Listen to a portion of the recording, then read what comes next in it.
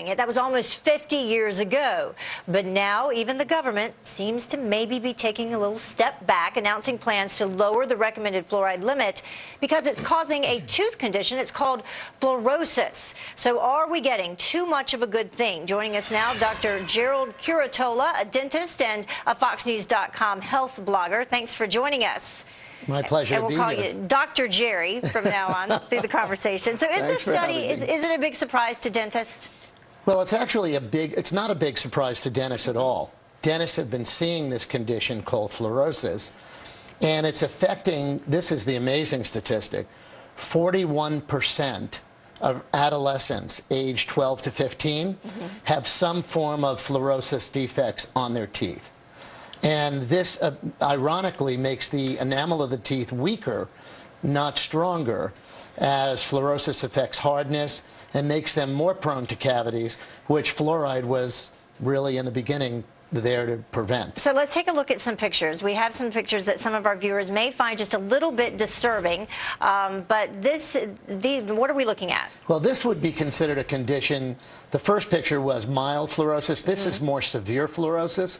And so you could see that the edges, the incisal edges of the teeth are decaying and defective. And it really is a condition which causes not just a cosmetic defect, but a defect to the hardness of the teeth and the health of the teeth. I was going to ask you the next question. I mean, what are some of the other risks associated with that?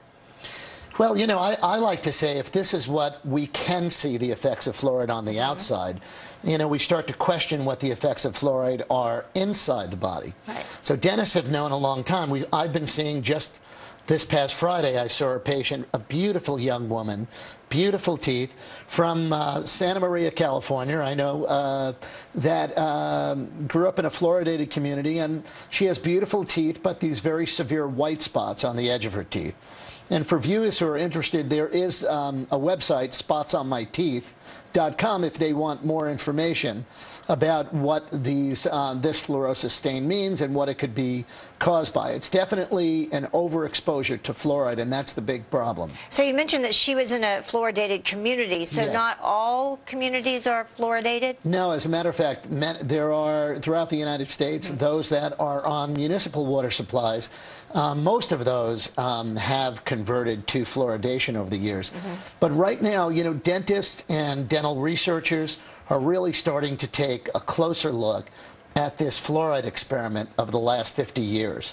And the research that's emerging is drawing increasing concern, which is why legislators in Tennessee and other places like Calgary are calling to end and ban fluoridation altogether. But what if you're already in one of those communities and you already are exposed to fluoridated water? What are your options? Well, the CDC bottled water, filtered water, but the CDC has already recommended that fluoride be removed from baby water, and Gerber was one of the companies to actually make formulas without fluoride in them. The interesting thing, again, about fluoride is, you know, it's been this sacred cow as the answer to all dental problems. You know, mainly, you know, we're going to eradicate decay. And we have fluoridated communities and non-fluoridated communities that some non-fluoridated communities that have less decay than fluoridated communities. So we really need to take a closer look at that, and some legislators are even calling for FluorideGate hearings because there's conflicting information that's coming from the CDC. So do you need fluoride in your toothpaste? Well, again, it really depends on how much fluoride you're being exposed to. So the really biggest problem of all of this is how do you know how much you're getting? And we used to think it was too much of a good thing. And now there are increasing numbers of dentists that are wondering if this was a good thing at all. Okay, well, the jury is still out then. Thank you so much for joining us, Dr. Jerry, joining us to talk about fluorosis. Good stuff. Who knew? Is there such a thing as non-fluoridated toothpaste? I Yes, never, there is. Really? Yes, there is. Because every time I go to the grocery store, fluoride.